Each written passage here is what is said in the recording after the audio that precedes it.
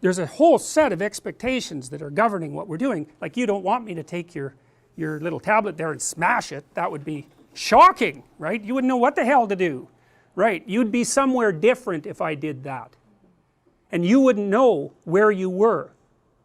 And that's another thing to know, because that's a fundamental difference.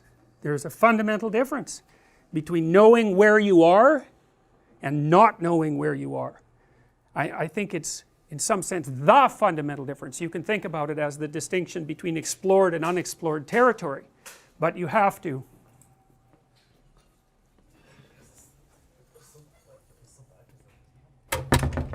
I don't know if you've ever taken a cat to a new house. Cats hate that, and because in their old house and maybe in their old neighborhood they've slunk around, you know, at the edges checking everything out. They start out afraid. They check everything out. They know where to hide. They know where to they know what's safe, and they know that because they go somewhere and nothing happens, and so then they assume that it's safe, and they slowly build up a neighborhood that they're comfortable with. My dad used to take the dog for a walk, and then the cat got lonesome, and so it started to follow him. And first of all, it would just go along the buildings, the houses on their route, you know, hiding really from predators. And after a while it got kind of comfortable with that, and then it would follow right behind the dog. But it had a border, and if my dad took the dog over one street too many for the cat would just sit on the corner and you know, cry like a cat cries. It was like, that's it for me, man. I'm not going any farther out into the unknown. And so the distinction between the territory that you have mastered and the territory that you haven't mastered is a fundamental distinction. It's the distinction between home and the strange land. And the thing about familiar territory for people is that most of the familiar territory that we inhabit is other people, because we're so social. So you can't really think, it's a weird way of thinking about territory. It's not exactly geographical objective territory, it's territory with a dominance hierarchy in it. And the dominance hierarchy has a predictable structure, and you know where you fit in it most of the time, and so that when you act out in that territory surrounded by your people, then often you get what you want, and you're so thrilled about that because you just don't want someone acting erratically around you, like, and you know that. So you walk down Bloor, and there's people there that should really be institutionalized, but we deinstitutionalized them all so they could be free, and free to be, you know, suffering and malfunctioning out on the street. That's what the freedom ended up being. But you know, you'll walk by someone like that who's muttering away to the voices in his head, and you know, maybe striking out against whatever it is that's plaguing him, and you won't make eye contact. You might even go across the street. You're certainly going to give him a wide berth. You're going to keep a distance between him and you, and you're going to hope that you don't attract his attention, because he's not in the dominance hierarchy, and you don't know what the hell he might do.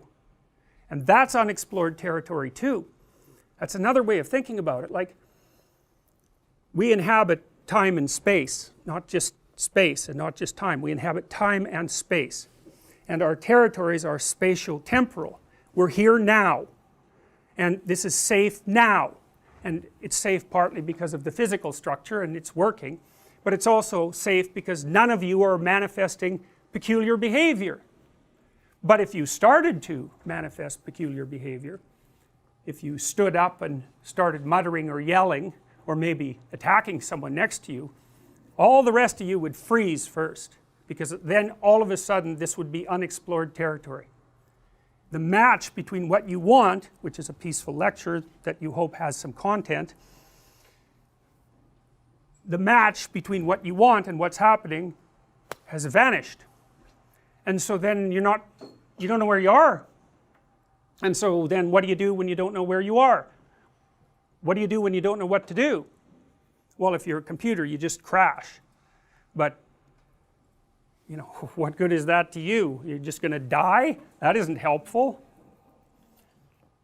You freeze first, and then maybe you cautiously attend, or maybe you don't, maybe you just keep your damn eyes averted and you sit there and you hope that no one notices you. That's a prey response, right? That's like a rabbit frozen when it thinks a fox is looking at it. And we were prey animals for a long time. There was a cat that they recently discovered, a prehistoric cat that had this bottom single tooth, and they found out that a human skull fit right inside its mouth, and so it could grab you here and pierce the back of your skull with its single tooth, and that's what it was evolved for. So, you know, it's under such conditions we evolved, and we're predators obviously, but we're tasty predators, and so other things were perfectly happy to eat us. And so when you're where you don't know what to do, you act like a prey animal, and that's probably what you should do, because maybe if you keep your head down and you shut the hell up, there won't be any attention attracted to you, and maybe you'll get through it.